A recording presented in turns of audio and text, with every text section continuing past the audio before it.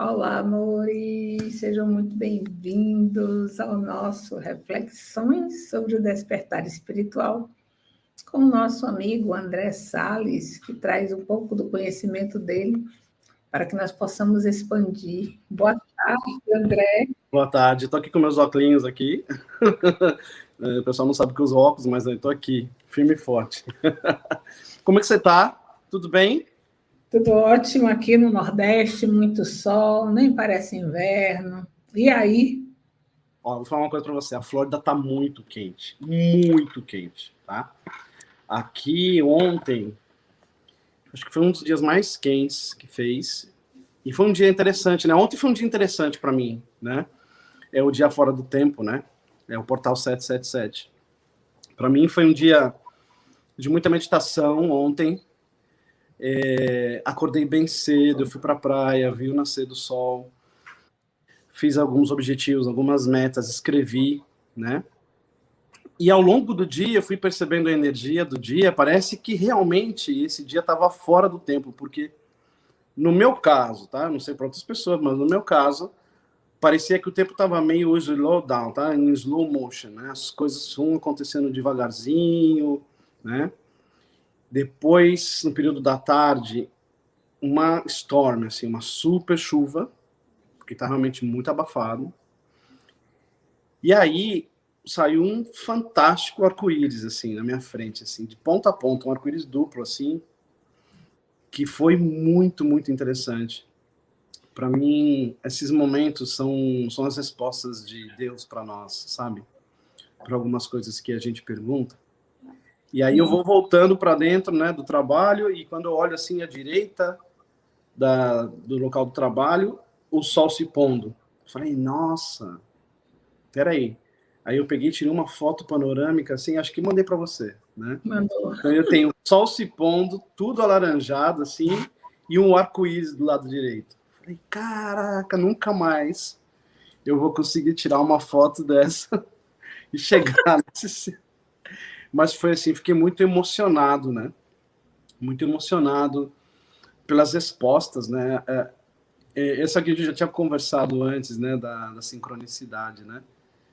Às vezes a gente tem algumas questões internas nossas, a gente ir para a natureza e buscar isso, né? E aí as coisas acontecem e te traz essas sincronicidades, te traz esses momentos que te dão as respostas que você precisa. Com então certeza. foi muito bom, assim. Foi um dia bem, bem especial. E ontem não foi só o dia fora do tempo, ontem teve o portal 777, né? Que é um portal que só acontece a cada 9 anos, e ainda teve o portal da Lua Crescente, porque ontem foi dia de Lua Crescente. Exato. E, sim, estava muito potencializado, eu fiz a sessão energética às 21 horas, e foi, assim, foi um trabalho lindíssimo, muito, muito gratificante. Eu fico muito, muito feliz quando eu faço esses trabalhos, porque faço do fundo do coração e sei que é a egrégora toda que está unida, né, nesse processo, trazendo essas possibilidades, ancorando essas novas possibilidades no planeta, estão imbuídos do mais puro amor para que nós possamos receber. Então, Cláudia, bem-vinda, Adriana, Mônica, bem-vinda. Hoje, mais um Reflexões com o despertar, sobre o despertar espiritual. Nosso tema de hoje, André? Olha, eu vou dar continuidade ao tema anterior, né? A gente está falando sobre as 7 raças raízes, a formação universal, né? E aí eu quero dar um passo atrás, porque eu percebi que é muito importante a gente entender alguns conceitos básicos antes da gente entrar exatamente nas raças raízes. Porque as raças raízes, elas de certa forma, já são do conhecimento da humanidade. Mas a gente vai falar de coisas muito passadas, né? A gente vai falar de Atlântida, a gente vai falar sobre Lemúria, a gente vai falar sobre as origens de várias formações terrestres, né? Da própria crosta terrestre, do próprio mundo Gaia, né? Da própria mãe Gaia. E ela já teve várias formações distintas, né? de aparecimento, desaparecimento de terras ao longo do processo do oceano, enfim. E aí é importante a gente entender determinadas coisas antes, de porque como nós chegamos a isso, como nós começamos a estudar esse tipo de situação, como a humanidade se desenvolveu a ponto de chegar onde nós chegamos hoje. E aí, refazendo todo esse processo, todo esse caminho, eu decidi que a gente precisa explicar em determinadas coisas que são importantes, né? Uma das coisas que são importantes a gente entender, que a gente já conversou aqui em alguns temas passados, foi a questão da mônada, né? Que a mônada, ela se manifesta como uma nuvem mesmo, né, de almas a serem encarnadas no planeta, e que ela não engloba só seres humanos. Ela engloba as plantas, os animais, os insetos, tudo aquilo que nos cerca, tá? Então, se eu estou em determinado país, em determinado lugar, e eu encontro determinadas pessoas, estou numa família, etc., isso tem a ver com a mônada com a qual eu percebi e recebi essa oportunidade física das experiências, né? Existem mônadas, por exemplo, que fazem todo o processo para que as pessoas possam estar, por exemplo, no Japão. Eu não nasci no Japão, eu nasci no Brasil, mas hoje eu vivo nos Estados Unidos, né? Então, as coisas são completamente diferentes. Existem insetos diferentes, existem animais diferentes, as plantas são diferentes, lá neva, lá tem uma série de outras coisas que aqui não tem, né? Quem nasce no hemisfério norte, o equinócio e todo esse processo da primavera, etc., é o inverso do hemisfério sul, né? Isso também tem a ver com essa questão energética dessas mônadas.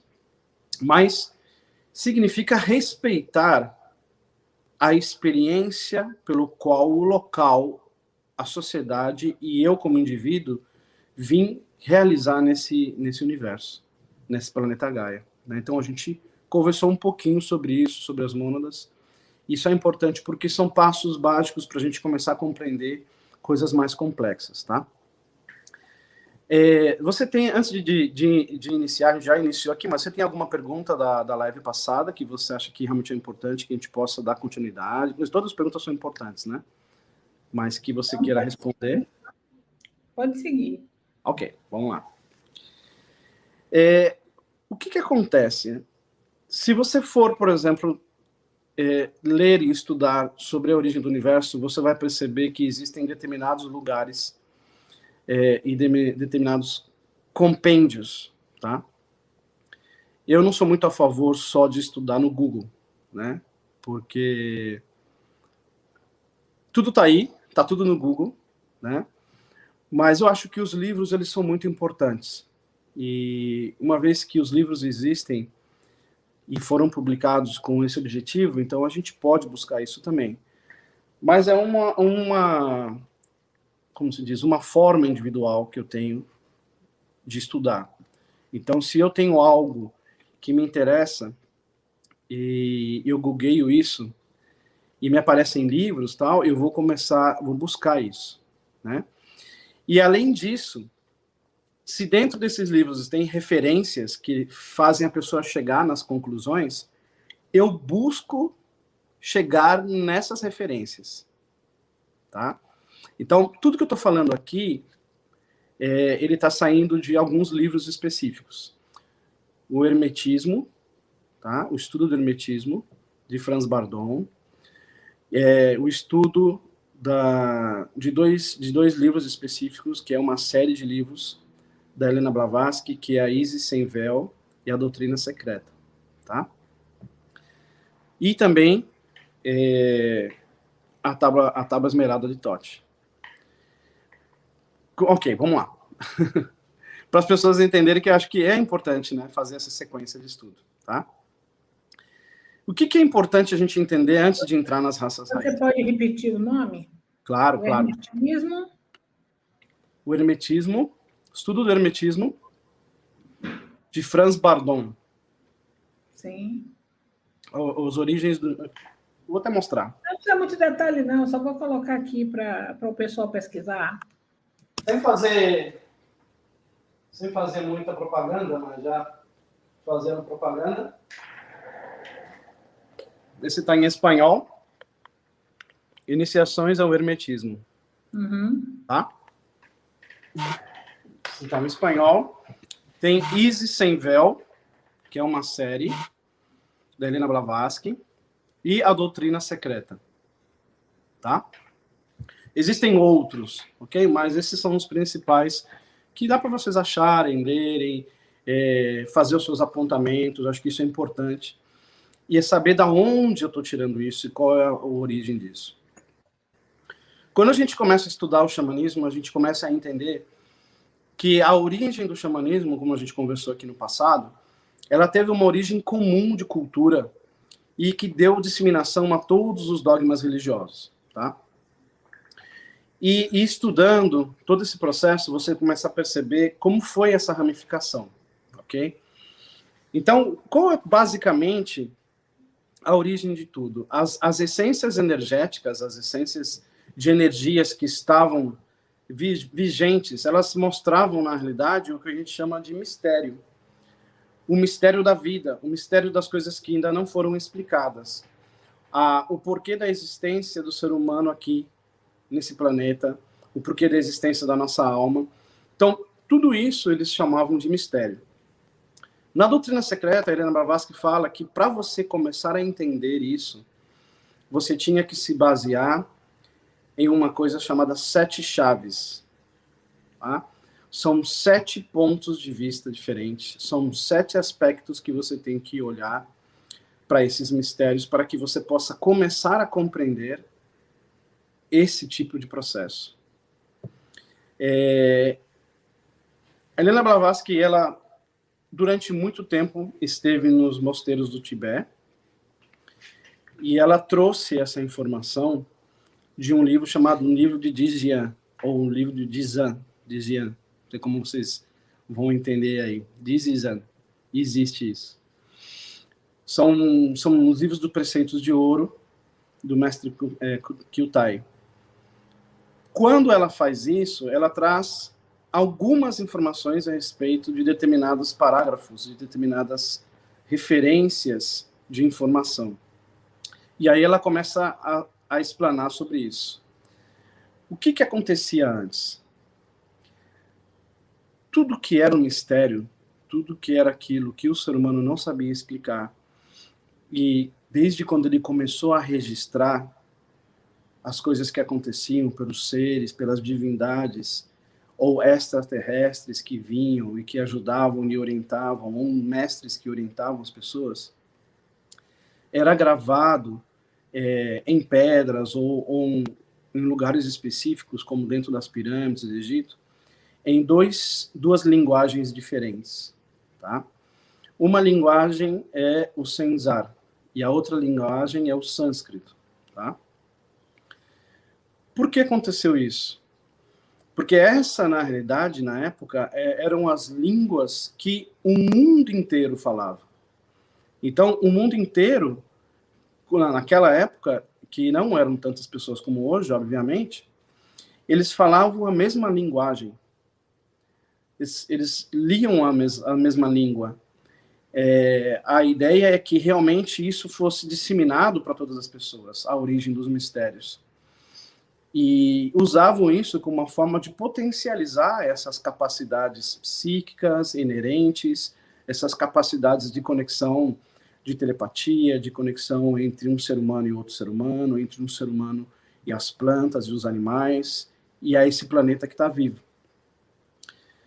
E, a partir daí, você começa a ter uma série de 7 diferentes tipos de chaves para que você possa começar a entender cada um desses mistérios, né? O que o pessoal chamava da ciência da sabedoria. Começam a surgir as religiões, e dentro desse conhecimento que Helena Blavatsky traz, das instâncias de Dzyan, são diversas facetas dessa linguagem do mistério, que vão conduzindo assim, uma grande variedade de dogmas. Por quê?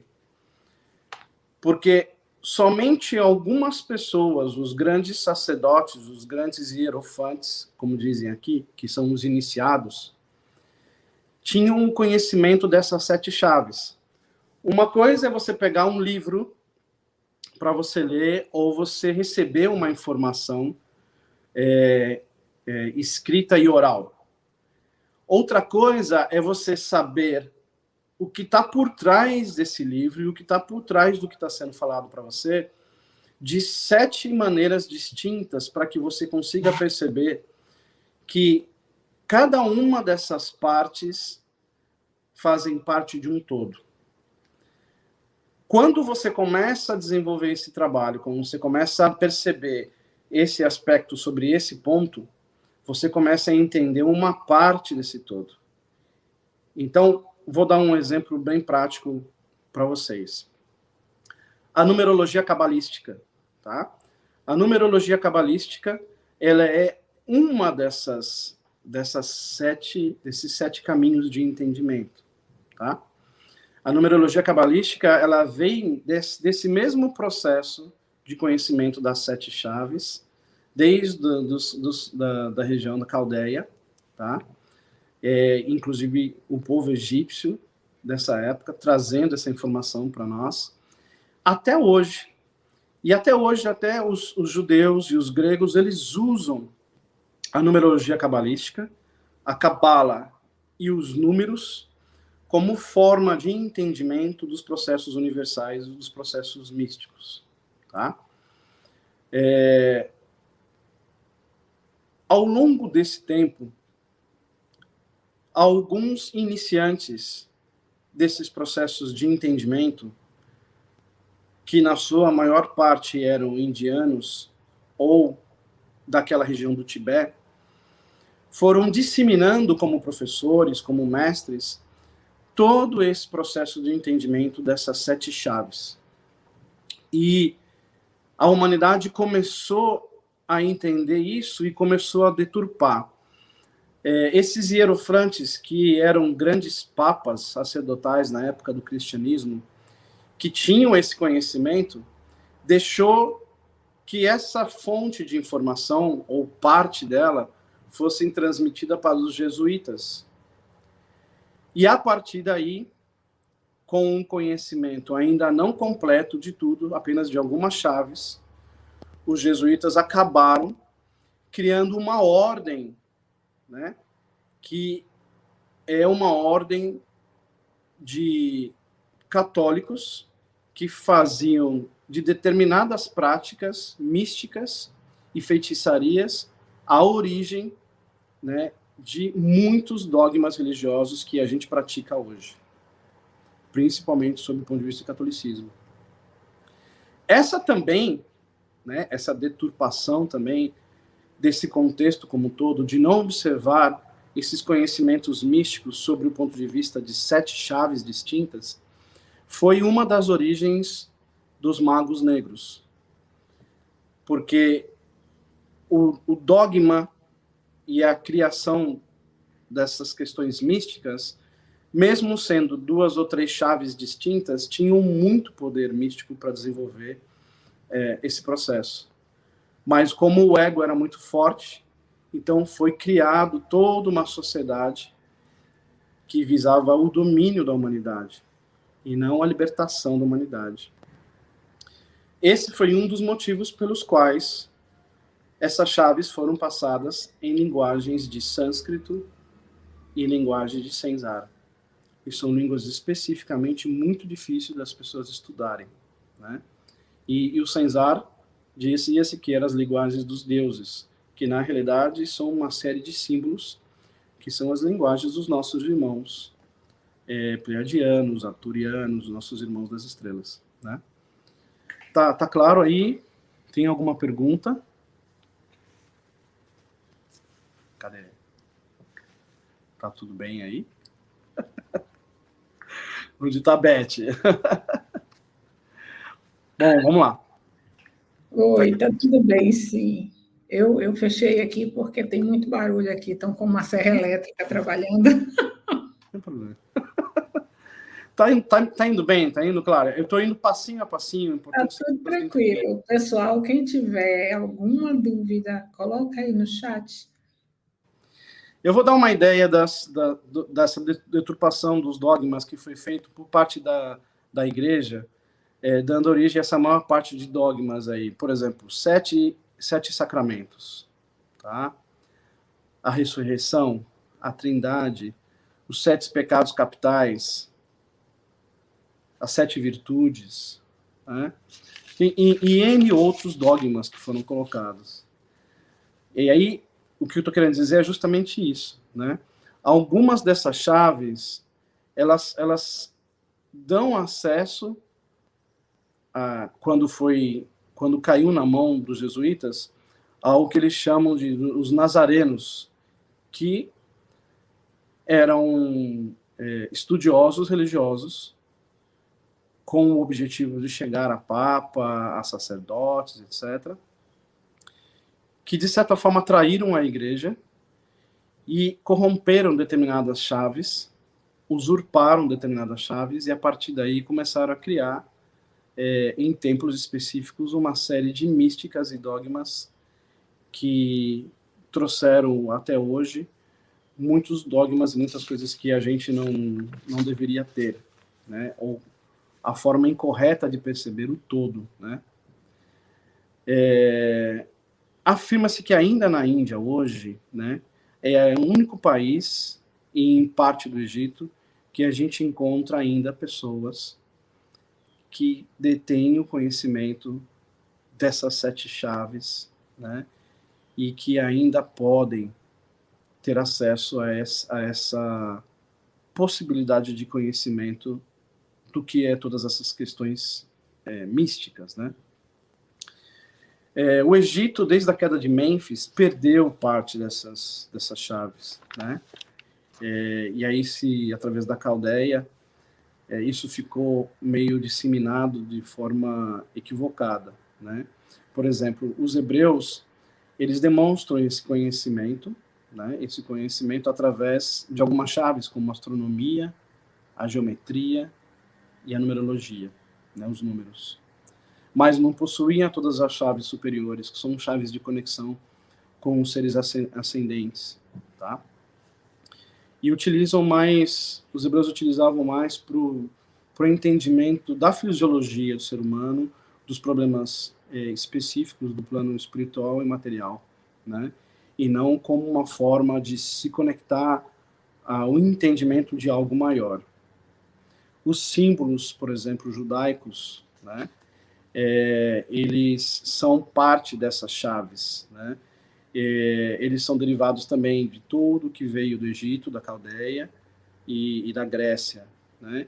E é baseado também em geometria e números. O que a gente conhece como geometria sagrada, né? É justamente isso, uma das chaves que existem para esse desenvolvimento do estudo, né? Agora, por que a gente percebe tudo isso e a importância disso, né? É muito importante entender a questão da linguagem e da comunicação, né?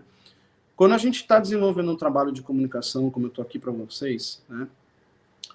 Às vezes, por mais que eu tenha conhecimento, a minha forma de transmitir isso para vocês, na minha concepção, está correta. Mas eu não sei até que ponto, dentro do conhecimento, da sabedoria que cada um tem, qual é a parte desse conhecimento que eu estou transmitindo que está chegando até vocês, tá? Então, imagina que você tem algo que tem um poder de mudar a sua vida, de mudar a vida de todas as pessoas, e é um conhecimento de algo muito grande, como as origens do próprio universo, tá? E você sabe que a partir do momento que você tem esse conhecimento, você pode mover a sua vida no sentido de estar cada vez mais próximo de ser melhor, ou, se você dá vazão ao seu próprio ego, você pode mover a sua vida no sentido de controlar cada vez mais as pessoas não chegarem nesse estágio de liberdade. Se a gente já dificilmente, nesse processo de comunicação entre um ser humano e outro, a gente precisa fazer um exercício mental, intelectual, de humildade, de saber reconhecer que não é porque eu tenho esse conhecimento que eu sou superior, porque você também tem outros conhecimentos que não os meus, que são superiores ao que eu estou entendendo, né? Que a gente vai estar na mesma fase de evolução, que a gente vai estar na mesma fase de conhecimento, ou que eu tenho que ser superior a você ou não. Não é isso, né? A gente tem que ser humilde o suficiente para reconhecer e exercitar essa nossa capacidade de aprender a todo momento, essa nossa capacidade de se conectar com a Terra a todo momento. Quando esses ensinamentos foram passados, e isso foi deturpado dessa forma, né, essa questão do ego da humanidade começou a se difundir, começou a se ampliar. Então, quando, por exemplo, eu falo alguma coisa e a outra pessoa não entende, na minha cabeça, automaticamente, eu preciso perguntar para mim, qual a melhor forma que eu tenho para transferir essa informação, para fazer a minha comunicação ser mais eficiente? Não que a outra pessoa seja culpada de não entender. Eu que não estou conseguindo ser humilde o suficiente para descer ou para explicar de forma mais simples algo que é bem complexo, ok? De maneira bem curta e bem objetiva, qual é o objetivo de existirem 7 chaves? E qual é o segredo místico mais importante de toda a humanidade que deveria ter 7 chaves? Esse grande segredo, objetivo de tudo isso, é que tanto nós, quanto o próprio mundo, como Gaia, como a Terra, como o próprio universo, tem um ciclo. Tudo na nossa vida existe um ciclo. Recorda a história do Buda Sakyamuni? Ele sai de um palácio riquíssimo, né? Porque ele queria entender por que as pessoas nasciam, cresciam, adoeciam e morriam. É o ciclo interminável da vida. Um ciclo que tudo aquilo que tem vida passa, né? Então, esses livros, eles falam basicamente do ciclo universal do cosmos, do ciclo dos planetas, do ciclo universal do que eles chamam da respiração de Brahma, do inspirar e aspirar, ok? Então, esse ciclo está baseado nesse processo de criação, de inspirar e aspirar de Brahma, tá? É importante entender isso porque o ciclo do próprio planeta Gaia está sendo modificado agora. E o número que eles chegaram foi de 25.868 anos para cada ciclo, tá? O que significa isso? Basicamente significa, em média, uma encarnação de 80 anos, de 60, 70 anos. Hoje a idade média, né, de expectativa de vida é um pouco maior, vamos colocar 70 aqui, entre 70 e 75 anos, né? Esse seria basicamente o número do ciclo de vida do planeta, tá? A cada ciclo de vida do planeta, o que acontece com a Terra? Ela se modifica completamente. Ela inverte os polos, como a gente já viu aqui. Ela eleva terras, ela alaga terras. E para nós, a cada encarnação é um ciclo de aprendizagem, é um ciclo de conhecimento, é um ciclo de evolução, tá? Isso é muito importante porque foi estudado ao longo da humanidade essas chaves. Como que começaram a perceber isso? Através da numerologia, o significado de cada número, através da geometria sagrada, do que se apresenta, através dos conceitos de astrologia e astronomia, tá? E esse ciclo de 25.868 anos é quando tanto o planeta Terra quanto outros planetas retornam para um processo. quando acontece isso, é como se houvesse a encarnação e reencarnação de todo o planeta. O que significa isso? Que através dessa explicação da origem das coisas que são místicas, que nós, no nosso fundo, no nosso interior, na nossa alma, a gente sabe que existe, mas a gente não consegue explicar. Tudo isso é místico. Então, não é místico no sentido de misticismo, mas é místico no sentido de eu sei que existe, eu sei que tudo tem um ciclo, mas como eu explico isso? Né? Então, esses estudos, eles foram desenvolvidos com base em várias chaves, em 7 chaves. Tá ficando claro isso aqui? Tá bem aí. É importante vocês entenderem que essa comunicação que eu tenho com vocês tem que ser, tem que ter esse feedback. Porque eu estou sozinho do lado de cá falando e é muito importante entender se o que eu estou falando está sendo entendido por vocês, tá? Estou falando da comunicação aqui, isso é muito importante. Não te escuto, Beth. É porque eu fechei o microfone. Se não fala, a gente parte do pressuposto de que está tudo entendido, né? De que está tudo certo e que não precisa fazer nenhum adendo, nem nenhuma observação, nem acrescentar mais nada. Por que é importante falar isso? Porque eu não quero colocar a carroça na frente dos burros, né? A gente tem que entender o porquê. O objetivo final é porque assim, né? A informação está na sua cabeça. Né? Exato. Você leu, você interpretou e você tem a sua versão, né? Depois que você compilou todo esse conteúdo, todo esse conhecimento. Então, você está passando para as pessoas da forma que você acha que é mais simples e fácil delas perceberem. Exato. Né? Mas, às vezes, as pessoas não têm ainda o conhecimento básico para entender alguma coisa e pode se sentir à vontade aqui de perguntar. Exato. Que o André, então, esclarece, às vezes, a sua dúvida, a sua pergunta é de outra pessoa também. Tem uma outra coisa também, que é o seguinte, é uma oportunidade que vocês estão dando para mim de aprender cada vez mais. Né? Eu vou dar um exemplo bem simples em relação ao que eu estou dizendo para vocês, tá? Enquanto vocês elaboram a pergunta de vocês. Olha só, aí já estou dando tarefa. Sakyamuni, o Buda. Né? O Buda original, o Buda Sakyamuni, que é o Buda histórico, ele atingiu iluminação, certo? Uma coisa é ele ter atingido iluminação, outra coisa é ele ensinar a atingir iluminação. Porque quando ele atinge a iluminação e ele consegue perceber como se formam os sofrimentos do mundo, né? Os sofrimentos do nascimento, envelhecimento, adoecimento e morte. Como se formam isso? A partir do momento em que ele passa a ensinar as pessoas, né, que é o sentimento dele. Já que eu agora atingi a iluminação, meu sentimento é que todas as pessoas tenham essa oportunidade de ter essa experiência de se iluminar, de iluminar a sua própria vida, né? E aí ele começa um caminho de ensinamento.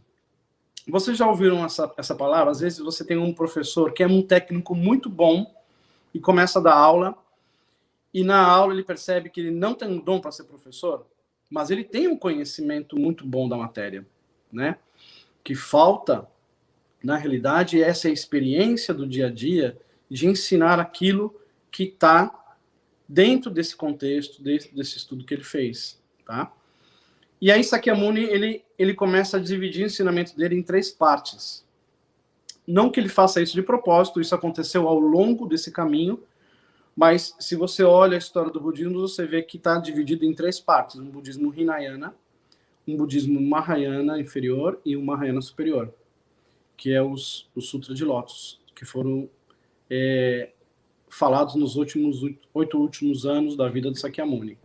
Então, basicamente, é prézinho, colegial e universidade, vamos dizer assim, né? Como que o Sakyamuni ele começa a falar isso? Como começa a explanar sobre isso? Ele era peregrino, ele atinge iluminação, então muitas pessoas tinham a referência dele como uma pessoa iluminada, certo? E muitas pessoas começam a segui-lo. E ele era... ele fazia peregrinações, ele era um andarilho, ele ia de cidade em cidade ensinando como alcançar a iluminação. Aqueles discípulos que o acompanhavam, certo? Iam pegando toda a sequência desse ensinamento budista, desse ensinamento da iluminação, que ele ia passando ao longo dos anos. Algumas pessoas que não se interessavam em acompanhá-lo, porque tinham suas vidas estabelecidas ali naquela cidade, com a sua família, etc., pegava aquela informação que ele havia passado ali naquele vilarejo e acreditava que ali era o ensino supremo do budismo, por ter sido passado por Sakyamuni, que era o Buda. E ao longo da vida dele, ele vai fazendo essa peregrinação. A partir do momento em que ele vai ensinando, ele também vai aprendendo a ensinar com as perguntas que as pessoas vão fazendo. Porque internamente, dentro da própria vida dele, ele sabe, assim como todos vocês que estão escutando agora. Internamente, dentro da tua vida, você sabe. Mas pode ser que para você um entendimento de determinada coisa dependa de uma pergunta que você faça, né?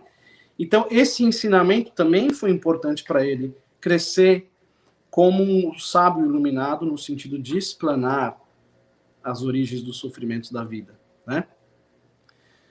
Então, ele ia mudando esse conceito do pensamento dele de fase em fase. Então, por exemplo, no Hinayana, que é uma fase inicial dos estudos e do ensinamento, da explanação do Sakyamuni, é uma fase do budismo em que ele se baseia muito nas meditações, nas austeridades, em jejum, tá? Por quê?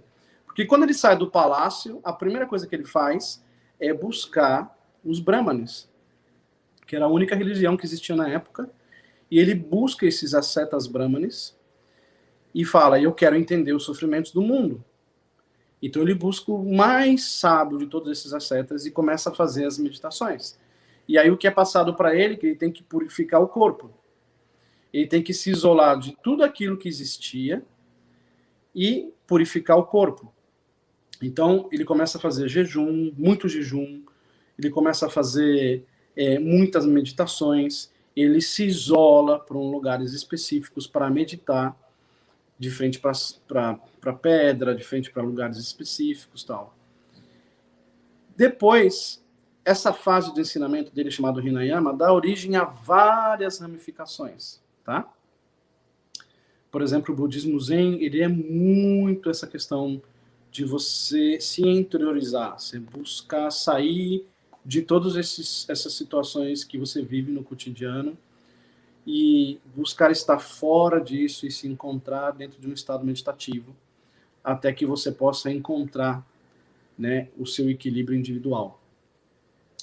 Depois ele fala para os discípulos, como ele ia de cidade em cidade, e alguns discípulos seguiam, ele fala, não é só isso. Ele entra numa outra fase do budismo chamada Mahayana inferior. Essa fase do budismo, ele já fala que não é só a meditação, que você não precisa se isolar, mas que existe um céu e um inferno, entre aspas, existem dois lugares, e você, dependendo das ações que você faz, você vai para esse céu ou para esse inferno. Daí deriva o budismo, por exemplo, hoje, da terra pura, enfim. Um budismo que tem essa questão de conceitos religiosos entre céu e terra, tá? E tem uma pergunta aí? Ou quer que eu conclua primeiro? Posso concluir, né? Ok. Não saiu a voz aqui, mas eu escutei. Continua. E aí, cada vez que ele falava assim, olha, esquece isso, não literalmente ele falava isso para os discípulos, mas assim, não é mais isso, eu entendo que é dessa forma.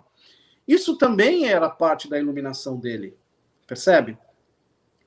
De saber que não era mais aquilo, não era que você não precisava se isolar do mundo para você alcançar o estado de iluminação. Daí o que ele passa a fazer? Ele passa a ensinar que dependendo das ações que você faz, você vai estar nesse estado iluminado ou não. E ele coloca isso conforme o pensamento das pessoas na época. Então, o que ele fala? Que existiria um céu e um inferno. E que dependendo das ações que você faz, você iria para o céu e o inferno. E aí vai continuando. Depois, mais para frente, no Mahayana Superior, especificamente no Sutra de Lótus, que foram os ensinamentos que Sakyamuni deu nos 8 últimos anos de vida dele, ele fala, não existe um céu e um inferno, tudo é aqui e agora. Ele fala do conceito do momento presente, ele fala do conceito do karma específico, ele fala do momento que você cria o teu karma agora, da mesma forma que a flor de lótus. O que acontecia ao longo desses processos todos? As pessoas que ficavam nessas cidades adquiriam esse conhecimento e achavam, pô, esse é o budismo, e montavam uma ramificação do budismo. Percebe? Aqueles discípulos que acompanhavam ele, né, e que no segundo momento falou, não, mas peraí, isso aqui a Muni está mudando completamente, agora não tem mais céu nem inferno, a gente não precisa se isolar, não, eu não concordo com isso. Saíam desse processo e montavam uma outra ramificação do budismo. E assim por diante. Hoje existem mais de 3.000 ramificações do budismo ao longo do mundo por causa desse processo de conhecimento, tá? Por que eu estou falando tudo isso? O budismo Zen é derivado disso, da primeira fase. A segunda fase, budismo da terra pura, e outros budismo dentro dessa outra fase. Porque o processo de iluminação sobre tudo aquilo que é místico, ele depende desse caminhar de quem está transferindo essa informação, né? De entendimento de todas essas chaves. Desculpa, fui longe, né?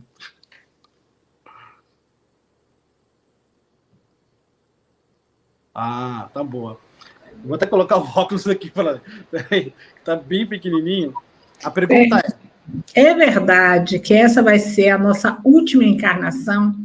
E qual é a causa de tantas pessoas estão tendo projeção astral? Ok.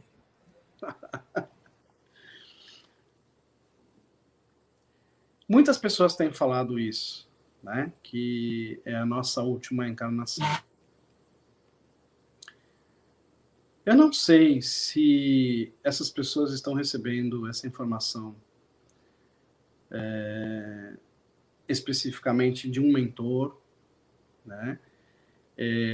Ou de algum ser que é um ser galáctico, né? O que eu percebo na realidade, dentro dos processos energéticos, dos conhecimentos que eu tenho, dentro dos conhecimentos das coisas que eu leio e que eu estou percebendo, é que realmente há uma mudança energética no fluxo de energias da Terra, no fluxo de energias de Gaia. E segundo os conhecimentos que nos foi passado, esse ciclo de Gaia, esse ciclo dessa mãe Gaia, dessa Terra, tende a fazer um reset novamente. Ou seja, existe realmente uma tendência, tá, de resetar todo o processo energético da Terra. É como se a própria Terra estivesse fazendo esse processo de reencarnação. E quando ela faz isso, ela muda o estado vibracional dela. Ela muda todo esse processo de estado vibracional. Hoje em dia, por exemplo, se você fizer uma análise, tá? Vamos supor que nós estivéssemos na Idade Média, agora, ok? Todo mundo sabe que foi o caos da Idade Média, né? A igreja perseguindo as bruxas, queimando todo mundo, tudo aquilo que era feito era de uma forma imposta, a grande parte da humanidade estava sob reinados e todos os reinados guerreavam, né? Enfim, o caos que existiu na Idade Média. Se a gente fosse chegar na Idade Média, naquela época, e dizer essa vai ser a última encarnação sua, o que a pessoa falaria? Né? Será que realmente a gente está preparado para ter uma última encarnação? A pergunta é essa. Segunda pergunta. Não ter mais encarnação significa que eu vou ascender a um nível de entendimento energético e não vou precisar mais ter esse corpo físico? Né? O que significa não ter mais encarnação? Voltar a essa mônada e fazer parte do Pai como um todo? Né? Eu não entendo dessa forma. Eu entendo que muitas coisas estão acontecendo para que a gente possa ter uma forma diferente de se manifestar fisicamente num planeta que vai ser um planeta diferente. Existem seres que estão ao nosso lado que estão em outro nível vibracional, que a gente não consegue ver com esse olho normal que a gente tem físico. Correto, Beth? Né? Será que eles não precisam mais encarnar? Se não fazer parte da Terra como ela vai ser, num estado vibracional mais alto, ok? Significa reencarnar em um novo corpo de uma forma diferente, em um novo corpo que eu não preciso ter, por exemplo, 5 dedos para fazer as coisas, que eu tenho um poder mental e uma cabeça maior para controlar os meus sentimentos, as minhas emoções, e eu consiga fazer as coisas de forma mental, telepática. Será que a Terra vai ser assim? Também não é uma forma de encarnação? Né? A pergunta que é, será que o estado energético também não é uma forma de encarnação? Como que eu responderia a isso? Através de um conceito budista de vida, que eu acho muito bonito. Tá? O conceito budista de vida é que não existe a morte, ou melhor, não existe...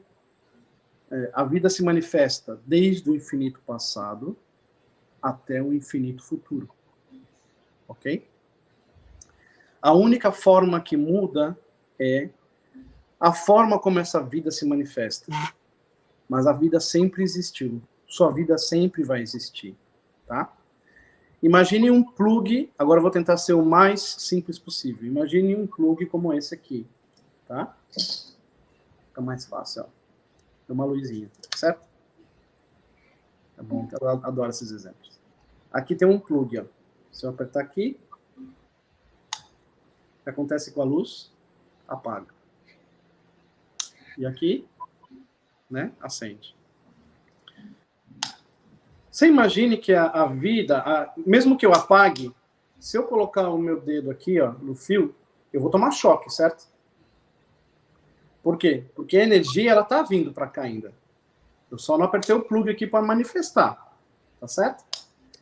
Isso significa que a vida existe em 2 estados. Um é estado manifesto, que é esse, e outro é estado latente, que é esse. Tá? Então, o budismo diz o seguinte, que, da mesma forma, nós manifestamos nesse aspecto corporal, como a gente fosse essa própria lâmpada, para a gente ter a oportunidade de ter essa experiência e iluminar-se. Ok?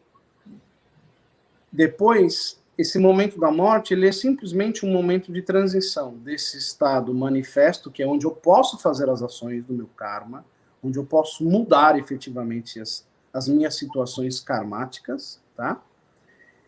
Para um estado latente, que é onde eu sofro simplesmente a ação desse karma criado ou dessa vida que eu tive. Então, eu nunca deixo de existir, eu estou sempre presente, em alternância em estados manifestos e presentes.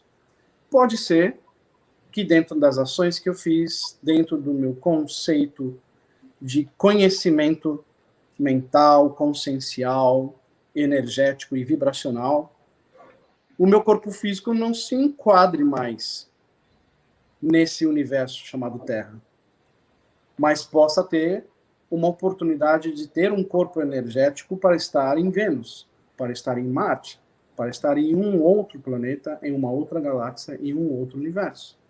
Porque, como ser humano que tem Deus dentro, eu me elevei a uma condição vibracional capaz de ter esse entendimento. Percebe? Então, por que não encarnar nesse lugar? Deu para responder? Posso fazer um adendo?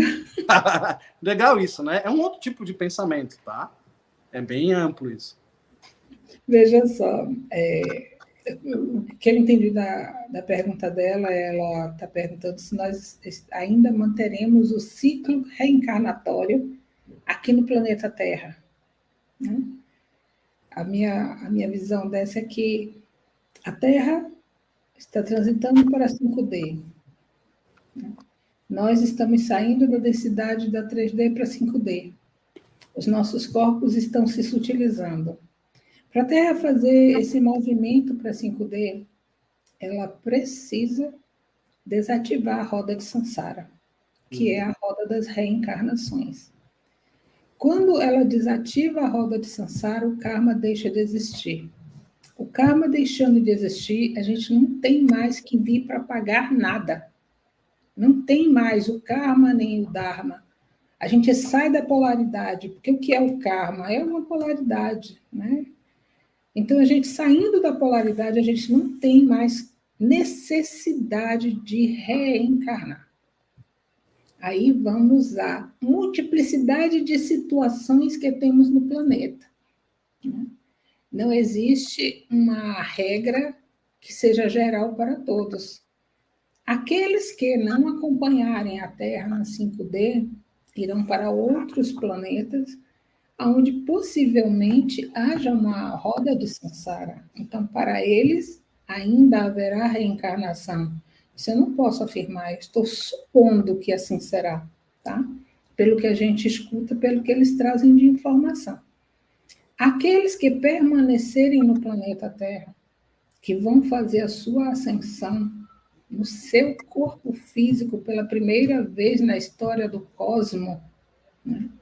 Necessariamente não reencarnarão mais, não da forma como nós entendemos. Porque a terceira dimensão vai ser, como é que se diz assim, desligada, e a quarta também. Nós vamos ficar na 5D. Quem estará na 5D? Corpos sutilizados. Corpos sutilizados têm necessidades diferentes de corpos fisicalizados e densos. Então, nós passamos um nível consciencial acima. Ah, mas a gente vai viver a vida inteira assim, como bem o André falou, a vida não tem princípio, não tem meio, não tem fim, né? A gente está aqui, a gente está ali, é toda uma vida só. Porque a gente costuma dizer que nasceu, começou a viver, morreu, terminou a vida. Não, a vida é a existência nossa desde que fomos criados lá da fonte e até retornarmos a ela. E assim mesmo ainda continuaremos, na verdade. Então, outras formas de estar farão parte da nossa história, que não será mais essa forma de que a gente tem um zigoto, tem um espermatozoide que se junta, que forma um ser que cresce na barriga da mãe durante 9 meses e que nasce, né, faz um processo de nascimento, de crescimento, de amadurecimento e de morte, né? Então, nós vamos viver muito mais tempo, porque nós não precisamos mais passar pelos ciclos encarnatórios. E quando a gente escolher mudar a experiência que queremos ter, vamos fazer como o André disse, nós podemos ir para onde nós quisermos, sem o corpo denso. Inclusive voltar para cá para ajudar os outros. É só querer, né? É só escolher. Então, assim, é uma experiência totalmente diferente. Eu não sei se vocês estão ouvindo a motosserra, mas aqui está muito barulho. É uma experiência totalmente diferente, a qual a gente não tem como afirmar e bater o martelo dizendo vai ser dessa ou daquela forma, né? A gente sabe pelas informações que chegam, né, que existe tecnologia onde se retira a consciência de um, né, avatar e é colocado em outro avatar. A gente sabe que os nascimentos se darão de outra forma, né? Que não será concebida nenhuma criança sem que os pais estejam prontos para serem pais daqueles seres. Exato. Né? Aquelas pessoas estarão prontas, preparadas consciencialmente para assumir uma criança sob a sua responsabilidade. Sabemos que iremos atuar em comunidade, onde todos se responsabilizam pelas crianças daquela comunidade, né? Então, assim, não são só os pais responsáveis por aquela criança, são todos. E isso é viver coletivamente. E o que a gente está vendo, que eles estão trazendo para a gente, é que eles vivem em consciências coletivas. As canalizações que antigamente eram assinadas por uma única consciência, hoje são assinadas por grupos de consciência. E eles deixam isso muito claro para a gente. Por que antes era uma só e agora são várias? Porque antes a gente não tinha condição de compreender que eram várias consciências. Como assim várias consciências? A gente precisou caminhar, né, aceitar a canalização como um processo diferente do processo mediúnico, né, tratado na doutrina espírita, para que então a gente começasse a entender essa forma de atuar coletivamente, conjuntamente, onde as consciências elas têm um pensamento igual. Exato. Então, quando elas trazem a informação, não é a Beth, não é o André, é aquele grupo de consciência. E por que elas têm a consciência sobre o mesmo prisma, sobre o mesmo ponto de vista? Porque todas estão focadas numa única coisa, que é o amor. Uhum. Elas vibram nesta frequência. E essa frequência, ela não é separada, ela é una. E por ela ser una, o entendimento, né, é também unificado. É como eu sempre digo, tem muitos canalizadores, sim, né? Estão trazendo mensagens que a gente pensa que são diferentes, mas não. No fundo, todas elas são iguais. Espreme lá. Eu estou falando aqui de mensagens canalizadas. Eu acho que a gente está muito próximo. Com a certeza possível. Como? Eu acho que a gente está muito próximo desse processo de mudança, porque basicamente depois de 2020, em massa, a gente recebeu essas informações. E não, como você fala, não é um ou outro terapeuta, não é uma ou outra pessoa, são várias pessoas.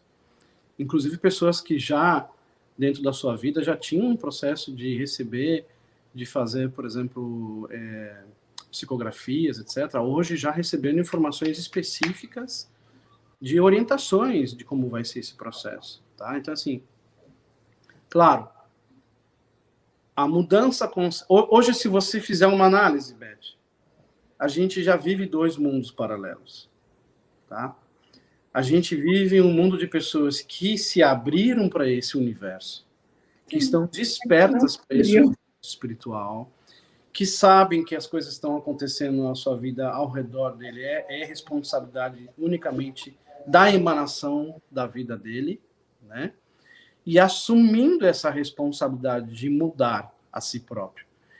Esse é um processo de despertar.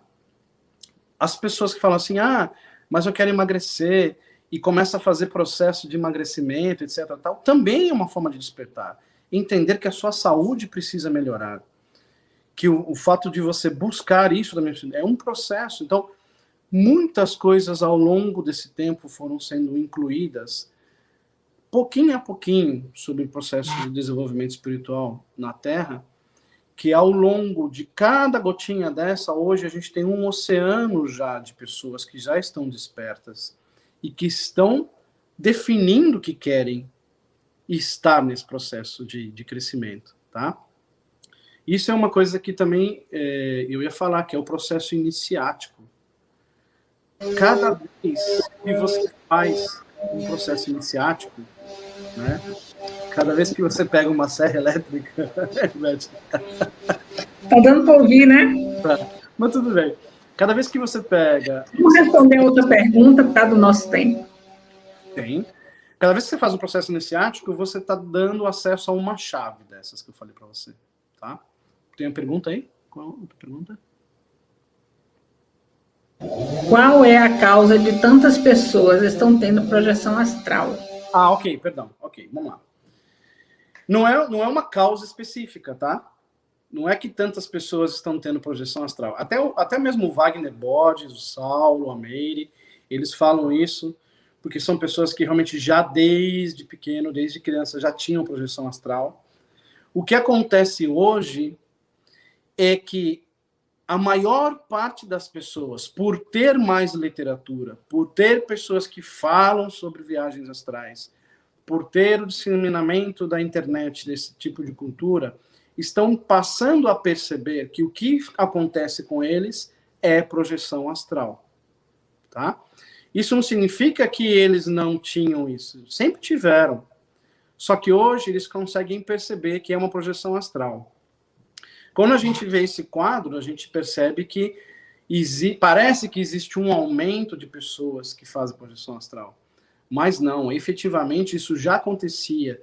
E o que está acontecendo é se dar conta. Claro, existe um aumento. Essas crianças que vieram de um tempo para cá, vamos dizer, praticamente de 1980, 90 para cá, né? São crianças que já têm, são adultos e crianças que já têm esse processo de desenvolvimento de projeção astral muito mais desenvolvido. Porque geneticamente a gente também veio desenvolvendo espiritualmente. E isso fica gravado no nosso DNA. É resultado de que, nada mais lógico de que os nossos filhos tivessem ou tenham maior possibilidade de entendimento disso e de projetar. Meu filho mesmo, ele faz várias projeções. De manhã eu converso com ele, então ele me conta histórias que aconteceu, né? Eu me recordo que nós morávamos em uma casa e era 2 andares, né? E às vezes ele ficava em cima desenhando, tal, e ele veio para mim e falou assim: "Ah, vamos ficar aqui do seu lado?" Eu falei: "Tá bem." Eu falei: "Tá tudo bem? Você tá com medo?" Ele falou: "Não tô com medo. É que às vezes eu fico lá em cima, lá tem outro papai, outra mamãe, tem mais um Rafael que eu brinco, tal, não sei o quê, e às vezes eu quero ficar com você e com a mãe aqui, né?"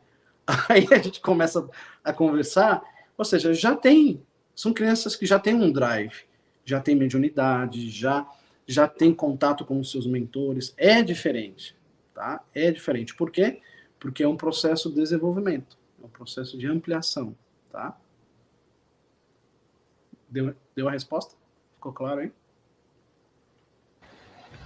Eu acho que sim, né? Eu vejo que muitas pessoas estão se abrindo para esse novo momento, para essa nova energia que está aí.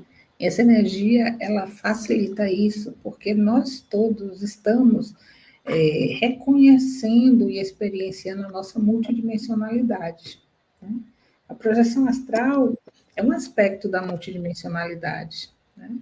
E a gente está perdendo o medo de fazer uma projeção astral, a gente está perdendo o medo de ser um ser multidimensional.